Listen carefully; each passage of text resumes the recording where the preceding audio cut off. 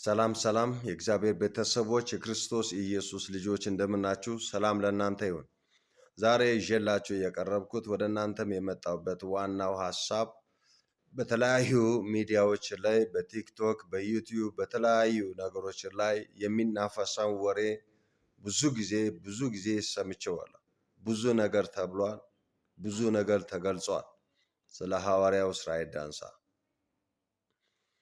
እንግዲህ ይህንን የሚያናፍሱት ደግሞ ያላመኑት ሳይሆን ያመኑ እኔ ክርስቲያን ነኝ ኢየሱስን እንደ ግል አዳኝ አድርጌ ተቀብያለሁ በሚሉ ሰዎች ቃሉን እያወቁ የእግዚአብሔር ቃል ምን ይላል የሚለውን እያወቁ እንዳላወቁ ሆነው። ምክንያቱም የእግዚአብሔር ቃል ሲናገር እያዩ እንዳያዩ እየሰሙ እንዳይሰሙ የዚያ ዓለም አሳውሯቸዋል ተብሎ እንደተጻፈ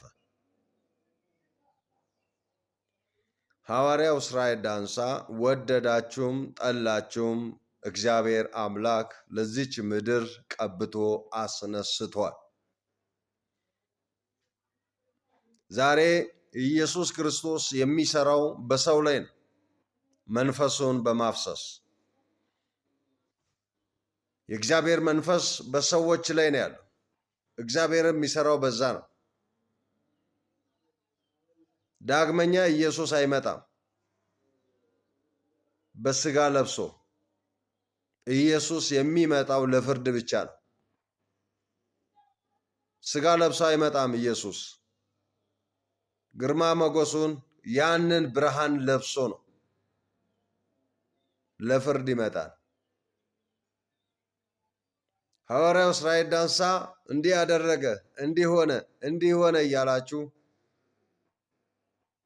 ስሙን ታጠፋላችሁ። የእግዚአብሔር ቃል ሲናገር ግን እንደዚህ የሚል ቃል አለ። የራስህን ያለውን ጉድፍ ሳታይ ስለምን ስለሌላው ትመለከታለህ? የራስህን ችግር ሳታይ፣ የራስህን ኃጢአት ሳታይ፣ የራስህን ማንነትን ሳታይ ስለሌላው ለማየት ትሞክራለህ። ኢየሱስ ለዚህ ነው የራስህ ላይ ያለውን ጉድፍ ሳታይ ስለምን ስለሌላ ትመለከታለህ። ሁለተኛ ደግሞ ይሄ ነው ቃል አትፍረዱ እንዳይፈረድባቸው። አንተ በእስራኤል ዳንሳ ላይ የምትፈርድ አንተ ማን? አንተ ምንድነህና ነው? ሐዋርያው እስራኤል ዳንሳ ወደድክም ጠላህም አገልጋይ ነው። ለምድሪቷ እግዚአብሔር ቀብቶ አስነስቷል። 4 ነጥብ። ነብይ ነው። አዎ እኔ ብቻ አይደለም፣ አንተም ታምናለህ፣ አንቺም ታምኛለሽ። እግዚአብሔር አምላክ ዛሬ መጽሐፍ ቅዱስ ላይ እንዳነበብነው ሳሙኤልን እግዚአብሔር አምላክ ሂድና ሳኦልን ቀባዋል። ሂዶ ቀባ። አሁን ደግሞ ዳዊትን እፈልጋለሁና ሂድና ዳዊትን ቀባ። ሂዶ ቀባ። በማን? በሳሙኤል ምክንያት። እኔም ሐዋርያው እስራኤልን አላውቀውም። የነበርኩበት ህይወት በዚህ ህይወት ላይ ስላልነበርኩ፣ ነገር ግን አንድ ቀን እግዚአብሔር በህልም ተገልጦ ተናገረኝ። ልጄ ይመጣልና ሂድ፣ እኔ በሱ አልፌ እቀባሃለሁ አለ እግዚአብሔር። በ2011 ጅጅጋ ላይ ኮንፈረንስ በተደረገበት ጊዜ ታስታውሱ እንደሆነ ያያችሁ ታውቃላችሁ፣ የሰማችሁትም ታውቃላችሁ፣ ትመሰክራላችሁ። እግዚአብሔር በሐዋርያው እስራኤል ዳንሳ ላይ ሆኖ የመጀመሪያ ቅባቱን በእኔ ላይ ነው ያሳረፈው። እግዚአብሔር በእርሱ አልፎ ብዙ ነገሮች ተናግሯል። ብዙ ነገሮች ተፈጽመውልኛል። ዛሬም በሐረር ከተማ በሻሽ ገራጅ ወደ ቢራ በሚወስደው መንገድ ላይ መሐመድ ሮቶ ፊት ለፊት ሰሊዮም የክርስቶስ ሙላት ዓለም አቀፍ ቤተ ክርስቲያን አገልጋይ ነኝ። በምን? እግዚአብሔር አምላክ በሐዋርያው እስራኤል ዳንሳ አልፎ ቀብቶኛል። 100%።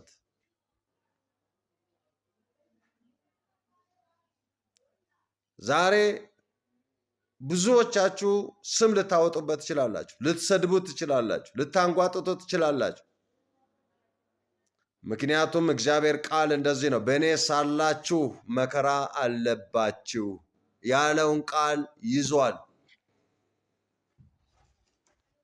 ኢየሱስ ጌታ ነው። የሚሰብከው አዳልሞቴ አይደለም። የሚሰብከው ጠንቋይ አይደለም። የሚሰብከው ደጋሚ አይደለም።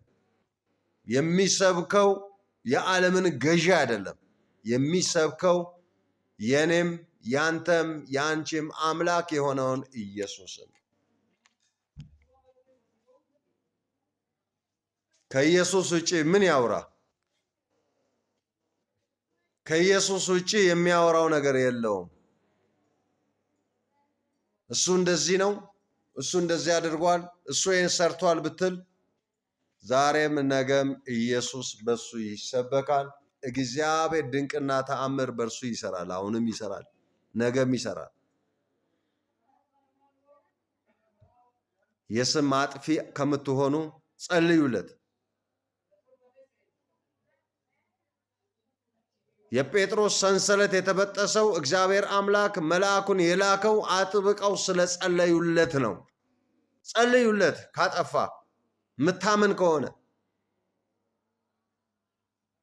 ደክሟል፣ ወድቋል ካልክ ጸልይና አስነሳው። ይሄ ነው የክርስቲያን ተግባር። በወደቀ እንጨት ላይ መጥረቢያ ማብዛት አይደለም። አይወድቅም፣ ቆሞ ነው የሄደው። እናንተ ታወራላችሁ፣ እሱ ኢየሱስን ያወራል። እናንተ ስለ እሱ ፈትፍቱ፣ እሱ ስለ ኢየሱስ እየገለጠ ይሄዳል። ሐዋርያው ስታዳንሳ እንዲህ አድርጓል፣ እንዲህ ሆኗል በሉ። ኢየሱስ ይሄን አደረገ እያለ ኢየሱስን ይሰብካል። ኢየሱስ ጌታ ነው፣ ይሰበካል። እኔ ለሐዋርያው እስራኤል ዳንሳ አንድ መልእክት አለኝ። ገና እግዚአብሔር ይሰራብሃል። እነሱ ያውሩ፣ አንተ ክርስቶስን አውራ። እነሱ የፈለጉትን ይናገሩ፣ አንተ ስለ ኢየሱስ ብቻ ተናገር። ኢየሱስ ገና ይሰራል። እጃቸውን በአፍ ያስጭናል። እጃቸውን በአፍ ያስጭናል ጌታ ኢየሱስ ለዘላለም ይንገስ። ገና እየነገሰብህ ነው፣ ትነግሳለህ። አትወርቅም፣ ደግሞ ማንም አይቋቋምህም። መጽሐፈ ኢያሱ ምዕራፍ 1:4-5 ሲነበብ በዘመንህ ማንም አይቋቋምህም። ሐዋርያው እስራኤል ዳንሳ ኢያሱ ምዕራፍ 1 ከ4-5 ያለው ቃል የአንተ ቃል ነው። ማንም አይቋቋምህም። የጠራህ ታማኝ ነው። የምታገለግለው ጌታ ኢየሱስ ጌታ ነው። ያስከው ወንጌል ይቀጥላል። ደግሞ አሁን ሚስትህ ደግሞ ተነስታለች። ደግሞ ስለሷ ምን ይሁን? ጌታ እግዚአብሔር ድንቅና ታምር እያደረገባት ነው። ደግሞ ስለሷ ምን ይሁን? ደግሞ ምን ስም ያወጡላት ይሆን? በርቺ፣ ጌታ ከአንቺ ጋር ነው። ስመኛው ነበር። ለምንድን ነው የማታገለግል? ቆጭ ነበር። ዛሬ ግን እያገለገልሽ ሳይው ደስ ብሎኛል። በርቺ፣ እግዚአብሔር ከናንተ ጋራ ነው። ሰልፉ የእግዚአብሔር ነው። በርቱ ላለው ጌታ ዘመናችሁን ይባርክ። ተባረኩ። ሻሎም ሻሎም። አሜን።